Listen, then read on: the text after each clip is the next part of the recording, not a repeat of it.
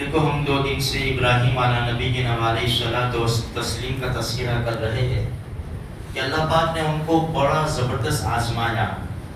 اس میں ایک بات یہ تھی، عراق میں پیدا ہوئے، پھر وہاں سے ہجرت فرمائی شام فلسطین. اللہ کے حکم سے جبریل تشریف لائے اور کہا کہ یہاں آپ کے رہنے کی جگہ نہیں ہے، آپ کے رہنے کی جگہ آگے ہے، چلو اور آپ کی بیوی اور بچے کو بھی لے لو. چھوٹا سا بچہ لے کر چلے. جہاں سر سبز شاداب جگہ آتی وہاں اللہ کے خلیل کہتے کہ یہاں ٹھہرا دیا جائے ہمیں، تو جبریل کہتے کہ یہاں ٹھہرنے کا حکم نہیں. چلتے چلتے پھر وہ ریگستان، سنسان علاقہ، نہ درخت نہ پانی نہ چرند پرند نہ انسان، کچھ بھی نہیں. فرمایا یہاں ٹھہر جاؤ. اللہ کے خلیل نے لبیک کہا، بھائی جیسا اللہ کا حکم. اسی کے اوپر بس نہیں ہوا، جبریل نے کہا اب آپ چلو، آپ کے بیوی اور بچے کو یہی ٹھہرا دو اور آپ کو چلنا ہے. جہاں پانی نہیں، کھانا نہیں، کوئی جانور نہیں پھڑک رہا وہاں. لیکن میرے بھائیوں، جو اللہ کا حکم پورا کرنے پر آتے ہیں نا تو پھر کسی چیز کو نہیں دیکھتے، ہر چیز قربان کرنے کے لیے تیار ہو جاتے ہیں. کھڑے ہو گئے، ہر چیز جیسا میرے رب کا حکم. جانے لگے تو بیوی نے پکڑا، کہاں جا رہے ہو؟ ہمیں یہاں چھوڑ کر ہمیں جا رہے، کون ہے؟ حکم کیا تھا؟ خاموش رہنا ہے، بولنا نہیں ہے. 2-3 مرتبہ پوچھا، وہ بھی خلیل اللہ کی بیوی تھی، سمجھ گئی اللہ کا یہی حکم ہے، بس ٹھیک ہے آپ چلے جا رہے ہیں. دور جہاں تک جا رہے دیکھتی رہی، پھر نگاہ سے اوجھل ہو گئے، اپنے بچے کے پاس آ کر پیار کیا. چند لمحے گزرے، چند گھنٹے گزرے، کھانا پانی ختم، چھوٹا سا توشہ. اب وہی بچے نے بھوک کی وجہ سے رونا شروع کیا، پیاس کی وجہ سے رونا شروع کیا. ایک ماں ہی جانتی ہے میرے بھائیوں بچے کے دکھ اور درد کو، باپ سے زیادہ ماں جانتی ہے. اسی لیے کئی دھماکے کی آواز ہوتی ہے نا تو سب سے پہلے ماں اپنے معصوم دودھ پیتے بچے کی طرف لپکے گی اور اس کو سینے سے لگا لے گی کہ کچھ بھی ہو جائے لیکن میرے معصوم کو کچھ نہیں ہونا چاہیے.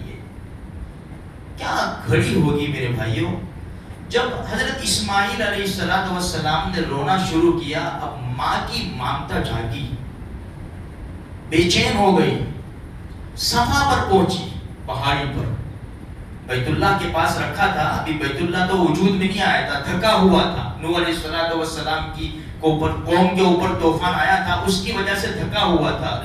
اس کی بنیادیں بھی نظر نہیں آتی تھی، مٹی میں دبی ہوئی تھی. لیکن جبریل کا حکم تھا کہ یہاں ٹھہرنا ہے آپ کو. اب یہاں سے چلی صفا کے اوپر، دیکھا دور دور تک کچھ نظر نہیں آتا. پھر آئی، پھر وہ چھوٹی سی نیچان والی جگہ تھی جہاں سے بچہ نظر نہیں آتا تھا، تو یہاں دوڑ لگائی. جہاں بھی گرین لائٹ لگا دی ہے. عورتوں کو دوڑنے کا حکم نہیں تھا، اس وقت کوئی نہیں تھا. مرد بھی دوڑنا نہیں، تیز چلنا تھوڑا سا. پھر مروہ پر پہنچی، وہاں دیکھا دور دور تک کوئی پانی مل جائے، کچھ مل جائے، کوئی قافلہ چلا جاتا ہو تو میں ان سے ملاقات کر کے کچھ کھانا پینا بچے کے لیے انتظام کر لوں. دور 7 چکر لگائے، 7 چکر، صفا سے مروہ، مروہ سے صفا، کچھ نظر نہیں آیا. میرے بھائی اللہ کو یہ ادا اتنی پسند آ گئی. ہر عمرہ اور حج کرنے والے سے کہا تیرا عمرہ اور حج مکمل اس وقت تک نہیں ہوگا جہاں تک تو ہماری بندی کی نقل نہ اتارے. کچھ نہیں ہے، تجھے تو صرف ہمارا حکم پورا کرنا ہے، ہماری نیک بندی رضی اللہ تعالی عنہ کی نقل اتارنی ہے کہ صفا سے مروہ جا، مروہ سے صفا جا. 7 چکر لگا. جب 7 چکر لگا کر پہنچی، جبریل تشریف لائے. جبریل نے پر مارا جہاں پاؤں گس رہے تھے اسماعیل السلام. جبریل نے پر مارا تو پانی پھوٹ پڑا. جب پانی پھوٹا، الگ الگ تفسیروں میں اور کتابوں میں بات لکھی ہے کہ یہ پانی بہنے لگا، زمزم کا پانی بہنے لگا.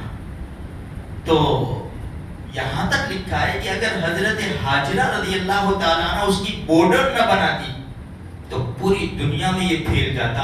اور آج بھی معجزہ ہی ہے، پوری دنیا میں پھیلا ہوا ہے. آج یعقوب پورا میں تلاش کرو، زمزم مل جائے گا؟ ہاں مل جائے گا.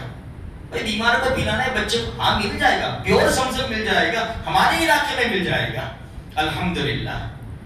تو اس کا معنی یہ بھی کیا ہے کہ امی نے فرمایا، حاجرہ رضی اللہ تعالیٰ عنہ نے پانی زم یعنی ٹھہر جا. عبرانی زبان کا بھی لفظ قول آیا ہے کہ عبرانی زبان کا لفظ ہے زم ٹھہر جا. جب پانی آیا تو پرندے بھی آئے، جانور بھی آئے.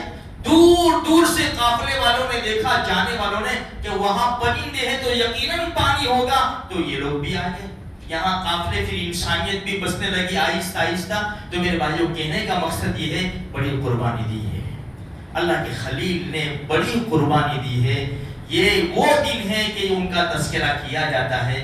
پھر آپ انشاءاللہ آئندہ اگر آپ دیکھیں گے کہ کون سی چیز میں ان کو آزمایا گیا اور وہ پورے اتر آئے. میرے بھائیو، دوسری بات یہ ہے، مبارک گھڑیاں شروع ہو گئی ہے جس کی قرآن نے قسم کھائی ہے نا، والفجر ولیال عشر، 10 راتوں کی قسم. آج پہلی رات ہے، شروع کی گھڑیاں ہے. ان راتوں میں عبادت کرنے کا ثواب لیلۃ القدر کے برابر ہے. دن میں روزہ رکھنے کا ثواب سال کے روزے کے برابر ہے.